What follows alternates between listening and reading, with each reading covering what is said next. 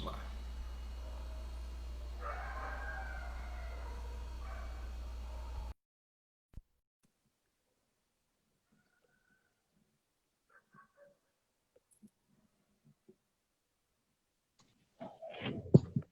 Ei, meu amigo. Diga, amigo. Tá me ouvindo bem? Estou. Bacana. Gostaria de reiterar aqui os meus agradecimentos a você por ter aceitado novamente esse nosso convite para estudar hoje. E o tema está fixado aqui: a dieta moral para a porta estreita. Marcel, tenta baixar um pouquinho sua câmera, que a gente está vendo os seus livros, tudo na prateleira lá de cima.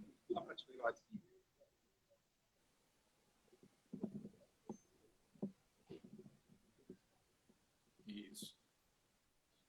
Meus amores, estão me ouvindo direito? Porque hoje eu sou sem o microfone de ouvido, igual do nosso amigo Marcelo aí.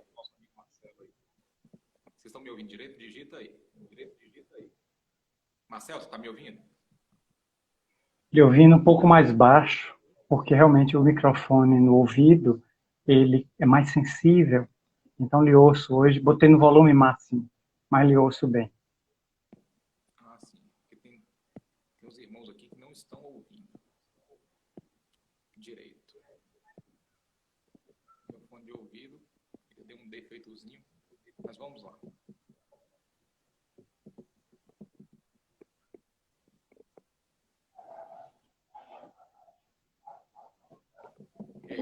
Vou chegar mais perto do celular aqui, bora ver se vai melhorar o volume.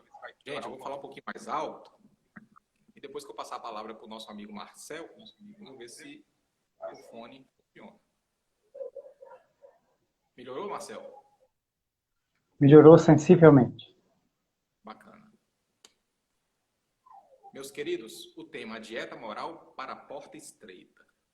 Nossos amigos que acompanham sabem que o formato do nosso estudo é um formato de bate-papo.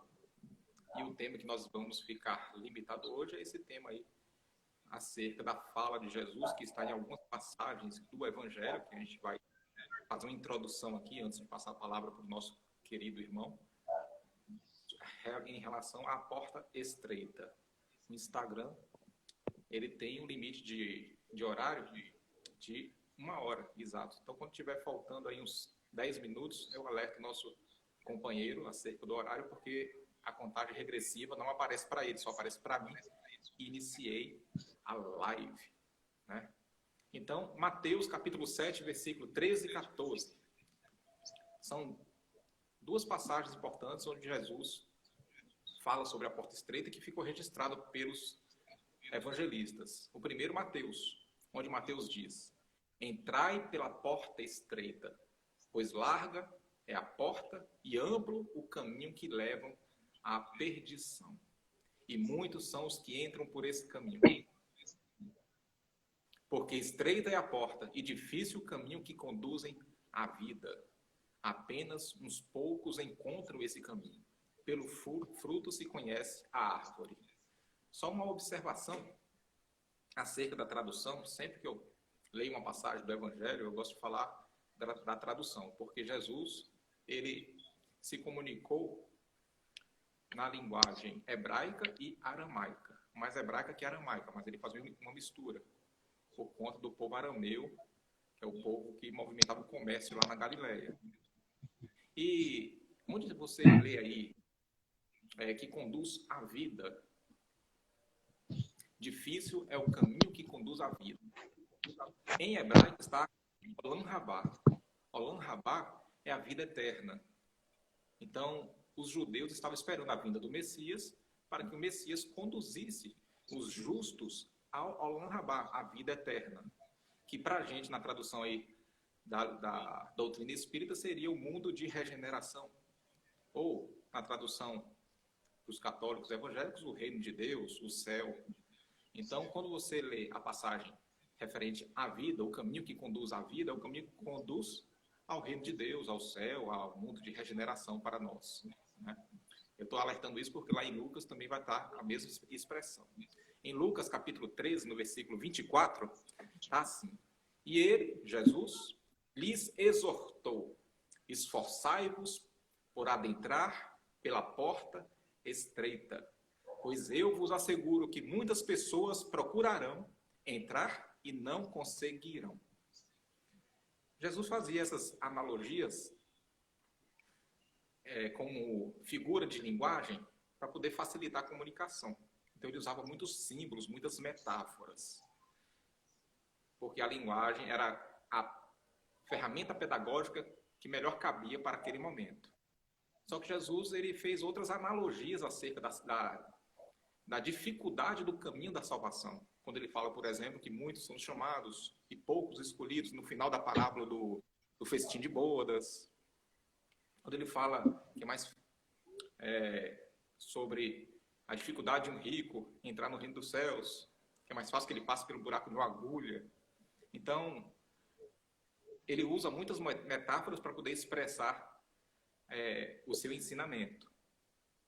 Lá em Isaías, no Velho Testamento, no capítulo 35, no versículo 8, tem uma referência referente à estrada, e que Jesus vem ratificar, porque a gente sabe que toda a informação do Velho Testamento são informações trazidas pela espiritualidade superior através dos profetas, os médiuns da época, né? E a informação trazida pela espiritualidade superior, pelos tutores da vida maior, através de Isaías, foi a seguinte, acerca desse assunto: ali haverá uma estrada, um caminho que será conhecido por caminho de santidade, ou seja, o caminho que leva ao Olam Rabá, ao reino dos céus. Os impuros não passarão por ele, por esse caminho. Servirá tão somente aos que são do caminho. Os ímpios, ou seja, os pecadores, e os insensatos escolherão não seguir por ele. Se vai escolher, é porque existe o livre-arbítrio de seguir o caminho da salvação ou não seguir. Os ímpios e os insensatos vão escolher não seguir por esse caminho. Agora, vocês perceberam que Jesus e tanto os tutores da vida maior, através do profeta Isaías, frisou muito a dificuldade de seguir pelo caminho que conduz, entre aspas, à salvação. No nosso entendimento aqui espírita, pode ser que tenha muitos companheiros aí que não sejam espíritas, que estão aqui acompanhando os nossos estudos. Existe uma progressão dos mundos, que a gente vai falar rapidamente aqui, para a gente compreender, só para poder tirar aquele misticismo sobre céu e inferno. Então, todo mundo surge como um mundo primitivo, como a Terra já foi um dia. A Terra passou pela sua primeira transição planetária, migrando para a categoria de mundo de expiação e provas, a categoria que a Terra se encontra hoje, já no seu finalzinho. Depois a Terra está migrando agora para a terceira categoria do total de 5 categorias, que é a categoria do mundo em regeneração. Então a Terra está justamente nesse processo, nessa sua segunda transição planetária. Ou seja, a Terra está... Quem adentrar o mundo em regeneração estará indo para o céu.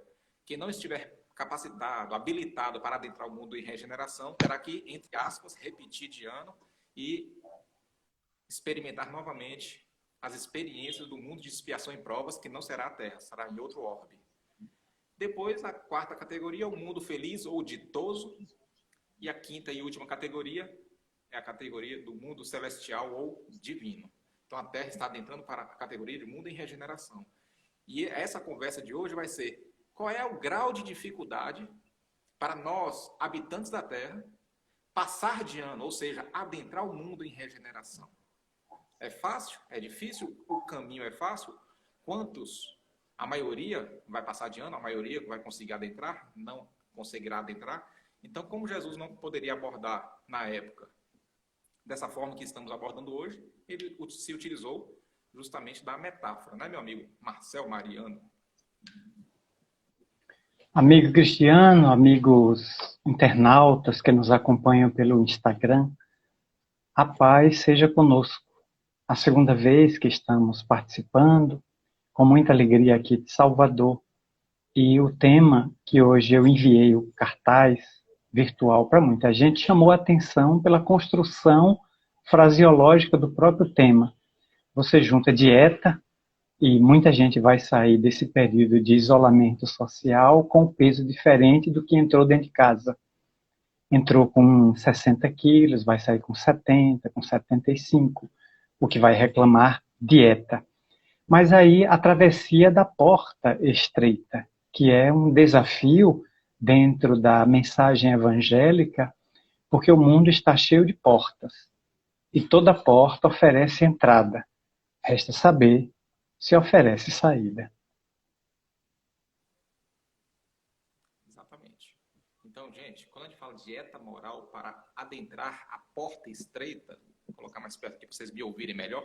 Quando falo de dieta moral, seria justamente, vamos manter aí essa figura de linguagem.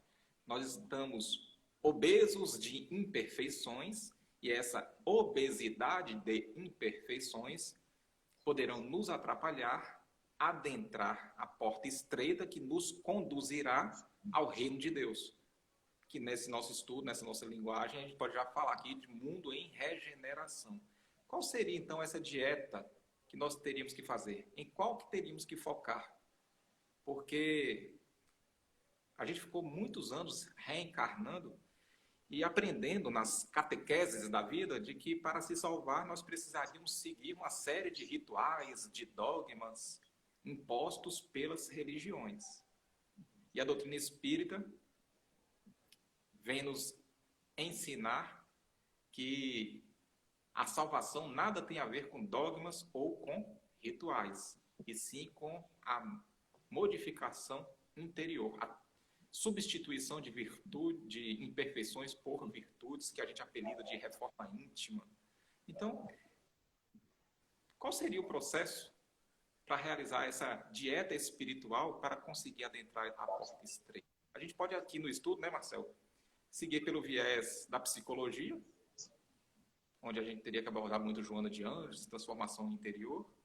Poderíamos abordar pelo viés do livro A Gênese, onde a gente teria que abordar aqui quem seria salvo, quem não seria salvo, o que seria necessário para se salvar, não é verdade? Estão vários vieses. A gente gostaria de alertar aqui os irmãos que eu e o Marcelo, e assim acontece com outros expositores, a gente não conversa previamente sobre como que a gente vai discorrer um estudo, porque aqui é um formato de bate-papo. Então, cada um vai trazer aqui o seu pensamento acerca do assunto. O Marcelo Mariano, ele tem uma ampla bagagem na área da psicologia, sobretudo da psicologia de Joana de Ângeles, que ele poderá muito bem aproveitar aqui para poder explanar um pouco essa dieta espiritual tão necessária, principalmente no momento que a gente vive hoje, porque estamos aí no limiar da última hora, como diz André Luiz Ruiz, no limiar da última hora, porque depois que desencarnar, nós continuaremos reencarnando na Terra, ou seja, passaremos de ano, dependendo da dieta que nós estamos realizando hoje, essa dieta espiritual, a substituição de imperfeições por virtudes. Então, se nosso amigo Marcel quiser discorrer alguma coisa aí na parte psicológica, da reforma íntima, seria muito bom. Na última segunda-feira desta semana, entrei em contato pelo WhatsApp com o querido amigo e pai espiritual Divaldo Pereira Franco. Como sempre, o nobre amigo, a quem tenho como verdadeiro genitor pelo coração, me atendeu muito bem e eu pedi a ele que deixasse na portaria da Mansão do Caminho, no bairro do Pau da Lima, um exemplar do último livro de Joana de Ângeles, Vidas Vazias, cujo prefácio é de março deste ano. Ele imediatamente autografou um livro e deixou na portaria junto ao funcionário que toma conta, já que a Mansão do Caminho, a obra social, que é a nossa casa de trabalho há quase 13 anos, está fechada, sem atividades públicas previstas até o dia 29 deste mês. Ali passei na manhã de terça-feira e coletei o livro. E me fascinei com a proposta que Joana apresentou em 30 capítulos. Mas, acima de tudo, eu me perguntei por que ela escolheu o tema, ou a expressão Vidas Vazias, para denominar o livro. No prefácio, ela já começa a descrever estes dias que estão cheios de coisas por fora, vazias por dentro. O indivíduo tem, mas não é. Acumula, mas não consegue ser. E por mais que tenha a casa, o apartamento, o flat, a mansão, a choupana, carregada de quinquilharias,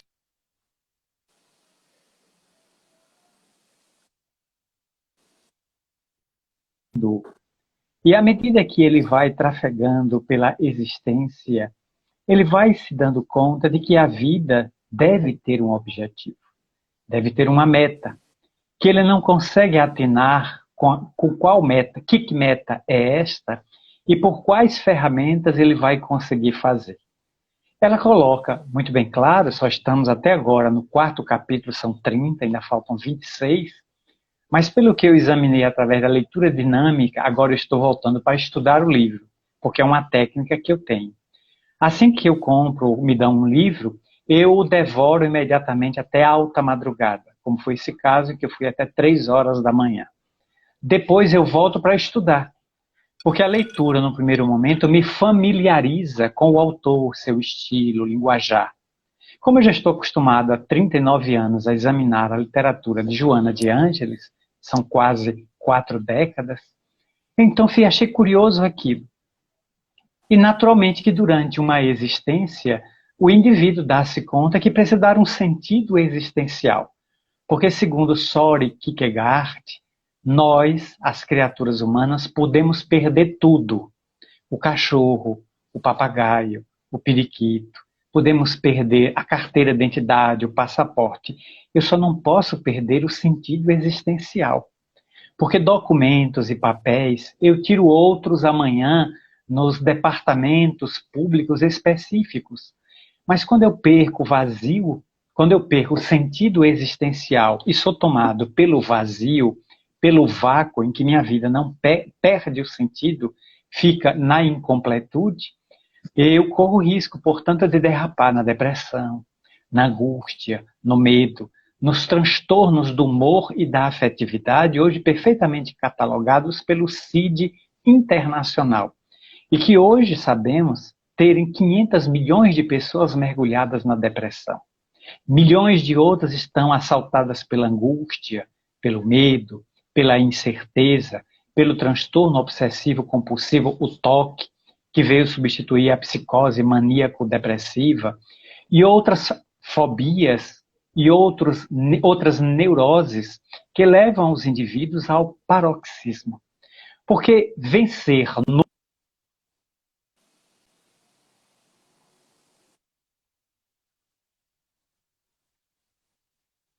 de nada. É que Jesus venceu o mundo da inferioridade, o mundo das paixões. A maioria de nós, via de regra, quer vencer no mundo, atingir o pináculo da fama. E para isso, muitas vezes, atravessa portas muito largas, portas muito dilatadas, sem saber, nem sequer mensurar o imenso preço que vai pagar. Por exemplo, destacando aqui Trilhas da Libertação, o livro de Manuel Filomeno de Miranda, quando aquele espírito inimigo da humanidade define as 4 verdades nas quais ele se apoia para destruir a humanidade. Então você tem o sexo, o poder, o dinheiro e o narcisismo.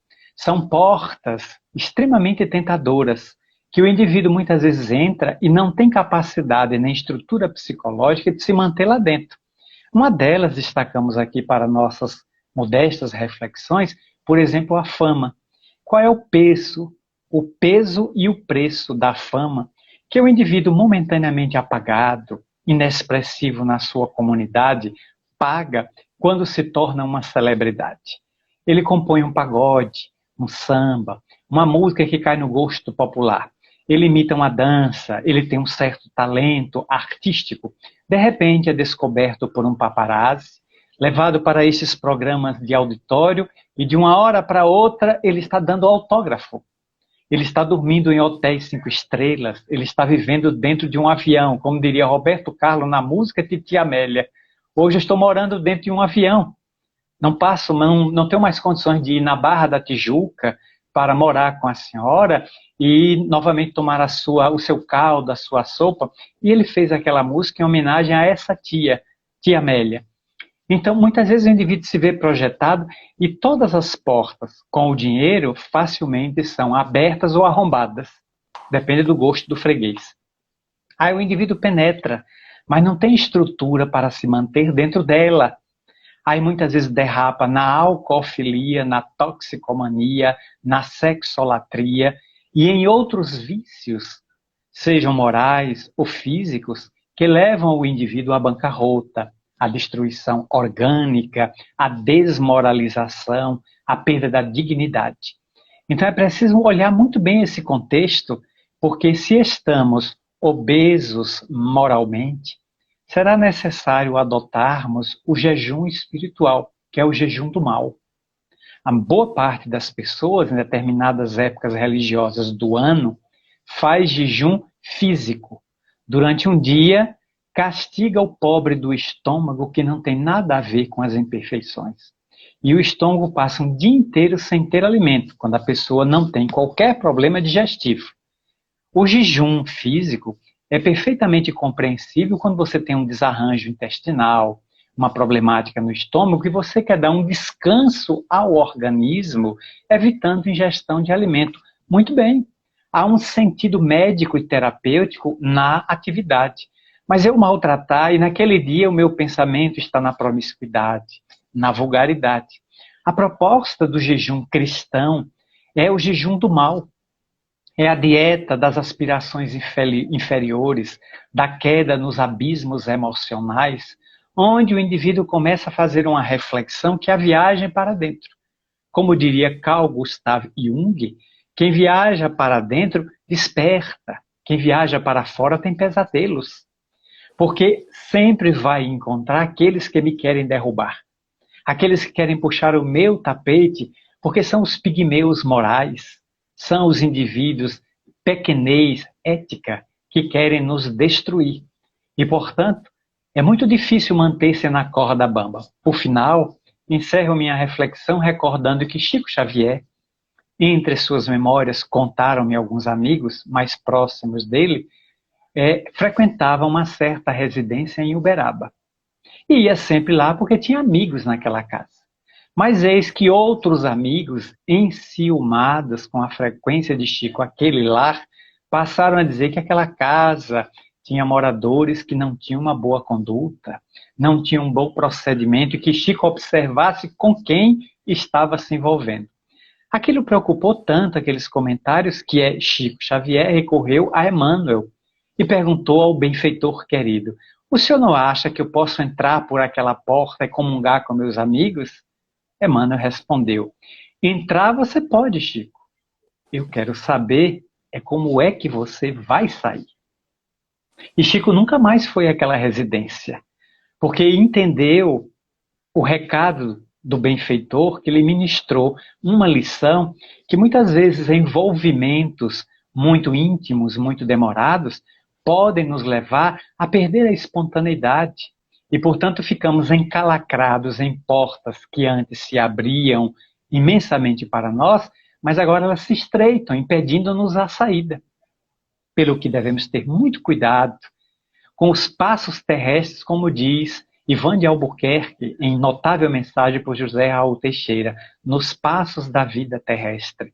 Temos que ter muito cuidado, ponderar bem onde é que estamos pisando. E isso quem nos dá é o tempo, a maturidade, o sofrimento e a dor. Não é o viver muito, porque tem muita gente de 80 anos com idade cronológica de 8 meses. E tem muita gente de 20 anos de idade com idade mental de 60. Então o importante não é ter uma vida longeva, muitos anos dilatados, é aproveitar bem a vida, adentrando-se pelas portas dos bons costumes, pelas portas da nobreza e da dignidade, a fim de que o indivíduo possa entender o que é que veio fazer a Terra e qual a sua tarefa entre os homens. Impressionante. Quando a gente compreende essa reflexão trazida pela Bíblia Marcel, nós vamos compreender a fala de Emmanuel, que disse no livro Vinha de Luz, que é preciso ter muita força de vontade para não nos perdermos indefinidamente na sombra dos impulsos primitivistas, E a gente tem se perdido indefinidamente, encarnação após encarnação, na sombra dos impulsos primitivistas, porque a gente se entrega quase que inconscientemente a um daqueles 4 pontos centrais, trazido por Manuel Filomeno de Miranda, fazendo uma analogia aí com as 4 verdades de Budas, né? Onde os obsessores no plano espiritual, nas escolas de vingadores, onde eles apelidam, eles trazem, observe, estuda o ponto central de cada criatura que vai ser obsidiada, a presa, no caso, a criatura encarnada. Veja, se você não conseguir no poder, tenta no dinheiro. Se você não conseguir no dinheiro, tenta na vaidade, no narcisismo. Se você não conseguir nenhum desses 3, tenta na área do sexo. Em um desses você vai encontrar uma brecha para poder fazer a pessoa ir novamente à falência espiritual, à bancarrota espiritual. E a gente vai se entregando aí instintivamente a um desses 4 pontos centrais que tem sido causa de queda espiritual, encarnação após encarnação. Por isso que é tão difícil despertar. Observe, o roteiro da salvação foi deixado por Jesus há 2000 anos. 2000 anos de legado cristão, parece que temos aprendido muito pouco. Muito pouco. Paulo, porque se a gente despertar, a gente vai compreender o Evangelho de Jesus. Se a gente despertar, porque a gente vai mudar de vontade. Os esforços são muito insignificantes, já dizia o Espírito da Verdade. A gente vai mudar de sintonia.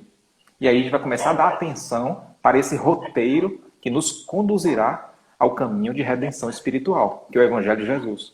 Mas por que a gente ainda não conseguiu se ater, ligar o nosso coração ao Evangelho do Cristo? O apóstolo Paulo, ele nos esclarece. Olha o alerta que ele deixou há 2000 anos. Desperta, tu que dormes. Mas o despertar de Paulo é o despertar espiritual. Desperta, tu que dormes. Levanta-te dentre os mortos, que o Cristo te esclarecerá. Então a proposta de Paulo é o quê? Desperta, caminha para dentro, e aí sim, você mudando de sintonia, vai conseguir sintonizar o seu coração ao coração do Cristo. É essa a proposta de Paulo. É esse alerta que ele vem gritando para nós há 2000 anos. E o que o nosso amigo Marcel falou aí, nada mais é do que a proposta de auto-melhoramento. Não existe outro caminho para adentrar a porta estreita se não for através do processo de auto-melhoramento. A substituição de imperfeições por virtudes. O que é a reforma íntima? A reforma íntima é um processo educativo. Um processo de disciplina educativo.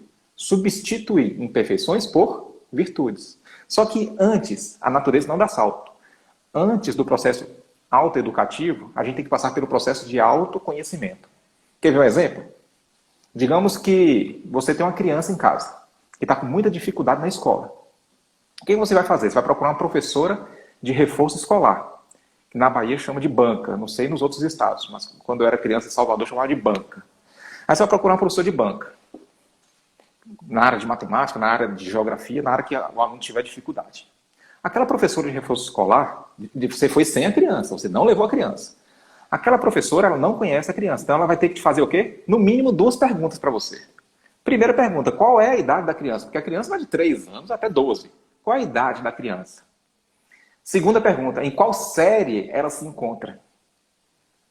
Então você percebeu que a professora, antes de criar um processo educativo para a criança, ela precisou conhecer a criança? Conhecer. Ela precisou saber, pelo menos, a idade e qual série que ela frequenta. Então a gente é o professor da gente mesmo. Que a gente realiza o processo autoeducativo com as experiências que a gente vivencia.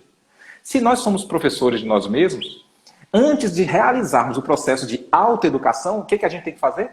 Realizar o processo de autoconhecimento, semelhante àquela professora de banca. A gente tem que se conhecer primeiro, para depois de nos conhecermos, minimamente que seja, iniciarmos então o processo de autoeducação. Aí, através desse raciocínio, a gente vai compreender a pergunta de Allan Kardec, na questão 919 de O Livro dos Espíritos. Qual é o meio prático? Eu e o Marcel estavam até conversando essa semana sobre essa questão 919, né, Marcel, por telefone. Qual é o meio prático mais eficaz que tem um homem de se melhorar nessa vida? Porque a única forma de passar pela porta estreita é se auto-melhorando. E Kardec ficou curioso. Qual é o meio prático mais eficaz que tem um homem de se melhorar nessa vida e de resistir à atração do mal. Esse mal que Allan Kardec se referia não era o mal exterior, desemprego, ofensas. Não, era o mal interior, o mal que habita em nós. Qual o meio prático mais eficaz para não cair em tentação? Vamos traduzir Kardec. Então, qual é o meio prático mais eficaz que tem um homem de se melhorar nessa vida e de resistir à atração do mal interior? O que o Espírito da Verdade respondeu a Kardec? Um sábio da antiguidade vô-lo disse: conhece-te a ti mesmo. Você viu que o sábio da antiguidade ele não falou faz a reforma íntima, realiza o processo autoeducativo, substitui imperfeição por virtude. Ele não falou isso. O que ele falou? Ele falou para fazer como a professora de banca fez antes de criar o processo educativo do aluno. Conhece primeiro. Conhece-te a ti mesmo. Aí Kardec indaga. Mas a gente já conhece essa parte do conhece-te a ti mesmo. Mas o problema é como se conhecer. Essa é a dificuldade. Aí Santo Agostinho elabora a questão 919A. Olha só o que Santo Agostinho faz. Ele sugere, quem tiver o caderno aí, anota. Ele sugere uma técnica de autoconfronto que funcionou para ele. Então ele deu um testemunho de quando ele esteve encarnado aqui na última vez, como Santo Agostinho. Ele deu um testemunho de qual foi a técnica que funcionou para ele de autoconfronto. Todo dia que eu chegava à noite, eu passava em revista tudo que eu fizera ao próximo e buscava não fazer no outro dia o que eu fizera de errado. Ele deu aquele testemunho na questão 919A. Uma técnica de autoconfronto que funcionou para ele. Aí eu pergunto, e se essa técnica de autoconfronto não funcionar para você? Você não vai realizar, então, uma técnica de autoconfronto? Porque ele deu um testemunho, uma sugestão de todo dia de noite, passar em revista o que você fizer junto ao próximo. Eu, cristiano, criei uma técnica de autoconfronto. O que é importante é você criar uma técnica de autoconfronto que funcione. Ou de Santo Agostinho, ou qualquer outra que você criar. Eu criei, já falei aqui em algumas palestras, não lembro se eu falei em live, mas em palestra com certeza. Num dado dia, eu coloquei, Marcelo, no espelho do meu banheiro. Para poder passar a palavra para você, eu vou passar essa sugestão aqui, que funcionou comigo, que eu venho realizando. Eu coloquei escrito no papel, hoje não preciso mais, porque eu já memorizei, mas eu coloquei assim escrito. Olhando para mim mesmo no espelho do banheiro, eu fecho a porta para ninguém achar que eu sou insano. Fecho a porta e olho para Cristiano e pergunto para Cristiano lá no espelho. Quando você recebe um elogio, o quanto você se envaidece? Quando você é contrariado, o quanto você se enfurece? Em momentos de facilidade, o quanto você se acomoda? E em momentos de dificuldade, o quanto você se apavora, o quanto de fé você perde em Deus? E quando a vida lhe outorga poder, o quanto você se assoberba? O quanto você se acha melhor que o outro e começa a pisar nas outras pessoas? E todo dia eu me fazia as mesmas perguntas. Facilmente eu começava a encontrar o terreno mais necessário de se trabalhar. O terreno da vaidade. Eu tenho dificuldade de lidar com os holofotes, com os aplausos. É o terreno da facilidade. Toda vez que a vida me promove facilidades, eu me acomodo. Então, eu identificando o terreno que eu preciso mais trabalhar, eu vou trabalhar naquele terreno, depois eu mudo de terreno, depois eu mudo de terreno, e assim eu vou realizando a dieta espiritual para poder passar na porta estreita. Não é fácil, mas é esse o caminho da persistência. Primeiro, se autoconhece. Técnica de autoconfronto promove o autoconhecimento. Depois, se autoeduca. Né, meu amigo? Joana de Ângeles, a benfeitora que dirige a nossa casa, há mais de 30 anos me falou pelos lábios de Divaldo. Abre aspas. Se tiveres consciência de quem és, o elogio não te fará melhor, a crítica não te fará pior. Fecha aspas. Porque o indivíduo que é consciente de si mesmo, se receber um elogio, permanece o mesmo. E se alguém disser de que ele é um demônio, ele permanece homem ou mulher. Ele não se afeta com aquilo que vem de fora, porque ele conhece a sua profunda essência. Estamos atravessando no mundo sob uma doutrina do materialismo. Então, o materialismo hoje abarca, invade todas as estruturas filosóficas, tanto que Arnold Toynbee, o notável historiador inglês, já afirmava nos anos 70 do século passado que estaríamos vivendo já naquela ocasião, 50 anos atrás, estaríamos vivendo o aspecto do materialismo religioso, ou a religião materialista. Porque, de certa maneira, muitas religiões da atualidade estão investindo mais na imanência do que na transcendência. Primeiro porque os seus líderes não conhecem, nunca estudaram o mundo espiritual, nunca se debruçaram. E aferrados ao fundamentalismo bíblico, se for o caso das ramas cristãs, ou de qualquer outra rama presa à letra que mata, e esquecidos do espírito que vivifica, eles não têm orientação nem para eles mesmos. Portanto, são cegos guiando outros invidentes, outros cegos, todos rumando para o mesmo buraco. Porque a porta da dificuldade que não consegue compreender a lógica, a sensatez, o equilíbrio da vida, em que o indivíduo está na Terra não para ganhar. O indivíduo está na Terra para evoluir. Ele não está na Terra para pagar. Sempre que alguém me diz, nos encontros que tenho, eu estou na Terra pagando, e eu pergunto, a escola da Terra foi privatizada? Quando foi a privatização? Porque até ontem era pública, era de Deus, tudo de graça. Quem foi o consórcio ou o empresário que adquiriu a escola? Aí a pessoa fica sem entender. Não estamos na Terra para pagar, porque a expressão pagar está muito vinculada ao masoquismo, ao indivíduo que quer sofrer, que está vinculada à consciência de culpa, que a teologia tradicional das religiões dominantes nos transferiram, e que temos muita dificuldade de nos libertar. Porque temos que avançar para o período da maturidade, da responsabilidade. E, portanto, diante de mim estão escolhas. E a escolha é a maturidade, a experiência que vai fazer. Eu tenho uma porta estreita e eu tenho uma porta larga. Pela porta larga, todas as facilidades, né? Tudo que preenche e goza o corpo físico, que dá lassidão, que dá prazer, que dá gozos, enfim, que abastece o indivíduo de tudo. Mas esse carro físico, por mais inexpugnável, por mais saudável que ele seja, um dia ele vai morrer. Porque é da sua natureza ter um prazo de validade. Todo corpo físico tem um prazo de validade. E como diria um amigo meu, se não usarmos bem o livre-arbítrio, como ele diria, livre-arbítrio devia ser como senha de cartão de crédito. Errou 3 vezes, bloqueia. Pela lógica, a maioria das criaturas humanas já estaria sem cartão. Não estaria nem com ele bloqueado, estaria sem cartão, porque a operadora tiraria pelo mau uso.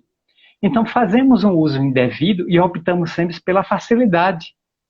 Parece ser uma tomada natural de decisão em cima do materialismo selvagem e primitivista, como diz Emmanuel. Porque a porta estreita é a porta da dificuldade. É a porta dos desafios, das renúncias, das lágrimas e das aflições que ninguém vê. Os grandes heróis da história, olhemos os desafios que eles superaram.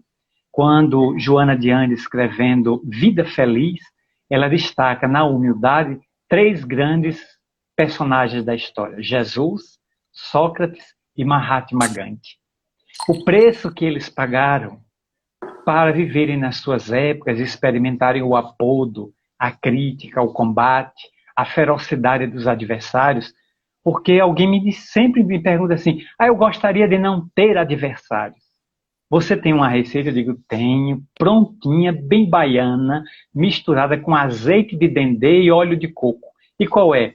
Para você não ter inimigos, faça o seguinte, não faça nada, não pense nada, não diga nada e não seja nada. Você vai ver como os inimigos batem em retirada. Você não terá mais inimigo, basta você ser nada. Os inimigos desaparecem. Mas enquanto você for uma flor que exibir qualquer arbusto no campo, quando você for uma árvore e oferecer um fruto, você vai tomar pedrada da garotada. Se você for um rio cheio de peixes, as pessoas vão atirar lixo e matar os peixes para consumi-los. Seja qualquer produção sua intelectual, emocional ou moral, você será cobrado. Você terá os que gostam, os que não gostam de você, os que lhe odeiam e os que lhe amam. É o preço da vida. Mas não se preocupe e avance, porque o seu maior juiz deve ser sua consciência. Se sua consciência não lhe acusa, continue fazendo o que você acha que deve ser feito. Continue fazendo bem, mesmo que os outros digam que você é um tolo, que você é um bobo da corte, que outros estão na frente porque são espertos. Pois é, porque só cai na armadilha de lobos, porque foi feita para lobos. Continue, porque o bom pastor saberá defender as suas ovelhas, nos encaminhando para a porta estreita, para onde avançaremos para a plenitude. Vamos recordar o último capítulo do livro Paulo e Estevão. Quando Paulo é decapitado, que a sua cabeça tomba, ele sente um refrigério e de imediato se vê debaixo de uma árvore. E ali ele encontra alguns amores que o antecederam. Gamaliel lhe aparece e o acolhe. Ali ele começa a observar como o corpo espiritual é diferente do corpo físico. Nas mãos, Paulo tinha muitas cicatrizes no corpo físico, nos dedos, por causa dos trabalhos rudes do tear. Quando ele olha agora o corpo espiritual, as cicatrizes desapareceram. Ele fica impressionado. Mas aí se forma uma escadaria entre o céu e a terra, por onde desce Jesus ladeando. Gesiel, o apóstolo Estevão, por ele martirizado, e ao lado a noiva amada, Abigail. Aí os dois se adiantam de Jesus e vêm receber o apóstolo dos gentios no limiar da eterna ressurreição. E Jesus abre os braços para dizer: vem, Paulo, seja bem-vindo ao meu reino, tu que atravessaste a porta estreita, a porta dos testemunhos. E arrebatado pelo Cristo, o trio sobe em direção aos cimos da vida. Então, façamos o esforço de lutar contra as imperfeições, pelo menos uma a cada dia. Muito bom. Essa história já é história de encerramento de estudo, né? Mas a gente tem ainda alguns minutinhos. Vamos pegar um gancho aqui do nosso amigo Marcel, para poder fechar essas reflexões de forma prática. Estamos aí no limiar da última hora. A gente não sabe direito se está fazendo a dieta correta, se não está fazendo a dieta correta. Gente, não existe roteiro mágico. O roteiro é a reforma íntima, né? Mas como a gente tem um pensamento prático, então se quiser fazer algumas anotações, eu traria 3 anotações. Vamos botar assim, se pudesse resumir bem do que a gente precisa fazer, o que a gente não fez nos outros anos letivos, porque não é a primeira vez que a gente repete de ano. Nós já estamos aí experimentando o mundo de expiação em prova já umas 4 vezes. Só que a gente já está cansado de ir, entre aspas, para o inferno, né? Quem sabe agora a gente adentra o cesto do joio, o cesto do trigo e não mais do joio, não é verdade? Então o que precisaria? Se eu pudesse elencar 3 coisas importantes que a gente não fez nos outros anos letivos, que a gente foi exilado, foi para o inferno, vamos falar assim, e que a gente agora teria que corrigir. O que a gente teria que fazer? Primeiro, mundo em regeneração. Quem habita o mundo em regeneração? Vamos pensar aqui. O planeta Terra vai entrar para a categoria de mundo em regeneração. Por quê? Porque durante séculos, durante milênios, ele foi degenerado. Sobretudo no último século. O planeta Terra foi degenerado e ele agora precisa ser regenerado. Quem é então que precisará ficar na Terra? A pessoa que tem um perfil regenerador. Aquela pessoa que leva realmente a sério a economia da água, aquela pessoa que não abaixa os vidros do carro para jogar um papelzinho de bala na rua, a pessoa que vê uma latinha de refrigerante na rua, que não foi ele que jogou, mas ele se dá o trabalho, sem pensar, ele já abaixa, pega e anda o quanto tiver que andar para poder jogar no lixo, mesmo não tendo sido ele que jogou, porque do ponto de vista da Terra não existe lado de fora, só existe lado de dentro. Então a pessoa com perfil regenerador tem grandes chances de passar de ano, porque a Terra precisa de pessoas que colaborem para a sua regeneração e não mais para a sua degeneração. Então o primeiro ponto que eu anotaria seria adotar um perfil regenerador. Se a gente não tem, trabalhar para tê-lo. O segundo perfil. Existem virtudes que só podem ser desenvolvidas em mundos de expiação e prova. A gente sabe que a gente só evolui espiritualmente com o desenvolvimento de virtudes. Só que existem 2 virtudes que só podem. Quem tem um caderninho aí, anota. Você tem 2 virtudes que só podem ser desenvolvidas em mundo de expiação e provas. Então, se a gente não desenvolver essas 2 virtudes, a gente não tem como adentrar um mundo em regeneração. Porque o mundo em regeneração não vai ser expiação e provas. Raciocínio lógico. Quais são essas 2 virtudes? Vamos lá. Compaixão e indulgência. São as duas virtudes irmãs. As 2 andam juntas. Por quê? Vamos lá. Como é que a gente desenvolve compaixão? O que é compaixão? vem da palavra compadecer, que significa padecer com, sofrer junto. E onde a gente vai ter oportunidade de exercitar a compaixão? Junto às pessoas que estão sofrendo muito, expiando, não passando por provações, por expiações pungentes, sofrimentos pungentes. A pessoa que está morando debaixo do viaduto, a pessoa que foi abandonada nos hospitais. Eu vou lá experimentar um pouquinho da dor dele. Como é que eu experimento um pouco da dor dele? Eu tenho um pão. Se eu comer o pão inteiro, eu sacio minha fome. Se eu dividir o pão com a pessoa que está passando fome, eu não vou saciar minha fome, mas eu vou evitar que o outro morra de fome. Ou seja, eu ajudei e, ao mesmo tempo, experimentei um pouquinho da dor do outro. Eu padeci com. Isso é padecer com. Mas eu só posso fazer isso com quem está expiando. E o mundo em regeneração vai ser só de provas, conforme o Evangelho segundo o Espiritismo nos narra. E não mais de expiação. Então, eu só posso desenvolver compaixão em mundos de expiação e provas. Só que a pessoa que está expiando, ela só está expiando por quê? Porque na encarnação anterior, ou seja, antes de ontem, ela cometeu algum grave pecado que conduziu ela a um processo expiatório. Junto a quem eu tenho eu tenho possibilidade de desenvolver indulgência. O que é indulgência? Indulgência não é perdão, obviamente, senão eu não estaria ali na categoria da benevolência, conforme Jesus a entende. Seria redundância se indulgência fosse perdão. Sabe o que é indulgência? Indulgência é não colocar no mesmo pacote crime e criminoso, pecado e pecador. Normalmente nós colocamos no mesmo pacote. Indulgência é lutar com todas as nossas forças contra o crime e na mesma proporção amar o criminoso. É fácil ou é difícil? Muito difícil, por isso que a porta é estreita. Porque normalmente a gente confunde crime com criminoso e coloca tudo no mesmo pacote, apedreja e deseja que ele vá para o inferno. Bandido bom e bandido morto. A gente já vem logo com esse raciocínio. Por quê? Porque é muito imaturo na prática da indulgência. Então eu só posso desenvolver indulgência convivendo com quem erra, junto a bandidos, criminosos, políticos corruptos. Isso tudo não vai existir no mundo em regeneração, porque quem comete esses crimes hediondos tem que expiar na vida seguinte. E o mundo em regeneração não vai ter expiação. Então, se eu não desenvolver no meu coração indulgência e compaixão, enquanto eu estou convivendo lado a lado com bandidos, com homens de mal e sob o governo de corruptos, infelizmente eu posso ir para a África do Sul todo ano, na Fraternidade Sem Fronteiras, ajudar as crianças carentes. Se eu não desenvolver indulgência no meu coração, eu não poderei adentrar o mundo em regeneração, porque é lei da natureza. Então, primeiro ponto, desenvolver perfil de regenerador. Segundo ponto, desenvolver indulgência e compaixão, que só pode ser desenvolvida em mundos de expiação e prova. E o terceiro e último ponto, para finalizar o estudo e ir para as mensagens de agradecimento, o terceiro e último ponto seria refletir o que o apóstolo Paulo falou, o espírito. Fora da caridade, não há salvação.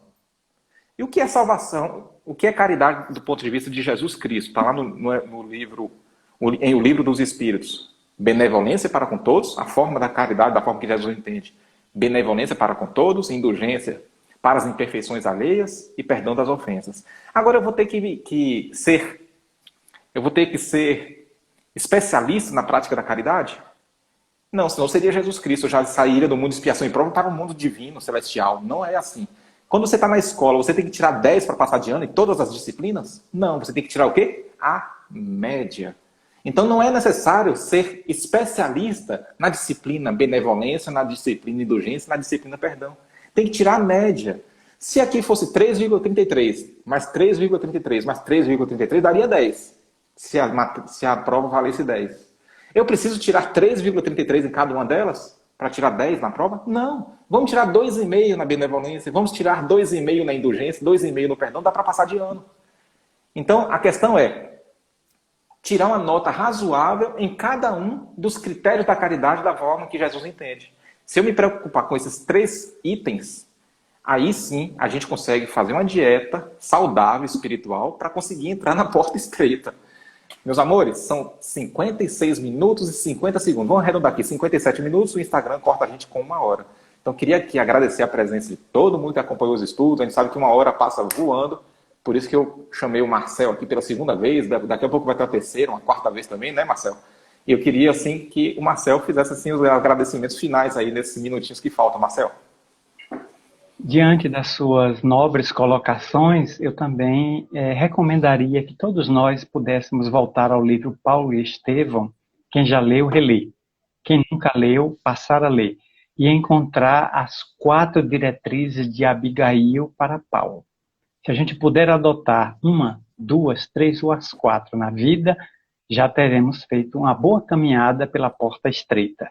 Ama, trabalha, espera e perdoa. Se isso for entronizado na nossa existência, nos forraremos a muitos desencantos e às muitas decepções.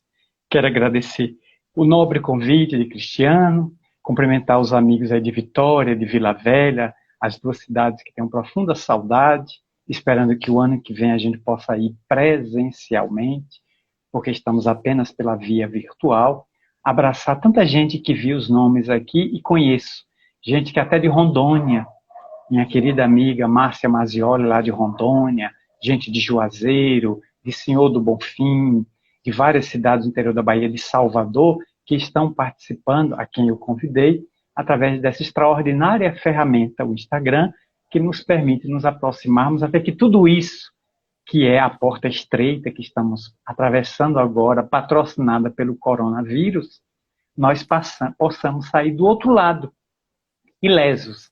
O corpo que foi não se refaz para o cemitério. O indivíduo está vivo no além. E para os que ficarem, a necessidade urgente de reconstruirmos um novo normal, como está sendo chamado. O novo normal, que haja mais solidariedade, indulgência, abnegação, compaixão, perdão e paciência para construirmos a era nova em direção à plenitude. Um grande abraço a todos. Isso aí, vale a pena rever tudo isso que o Marcel falou, né? Então essa live vai ficar gravada aqui no meu IGTV no Instagram. Então depois aqui que acabar esses 44 segundos já vai estar lá gravadinho. Beijo no coração de todos. Vai ter uma terceira oportunidade, porque a gente teve aqui a primeira, hoje a segunda, e com certeza teremos aqui outras oportunidades com o amigo Marcel, que é sempre bom estar com ele. Eu me sinto muito em casa, porque eu sou soteropolitano, então eu me identifico muito aí com o Marcel. Meu amigo, muito obrigado, gratidão profunda, Um abraço, vamos nos falando. Felicidade. Claro, muito obrigado, sempre às ordens. Beijo, gente. As preces iniciais e finais, conforme nós combinamos, são feitas agora fora da live. Então, quando encerrar a live, cada um faça a sua prece de encerramento. Beijo no coração de todos, fiquem com Deus.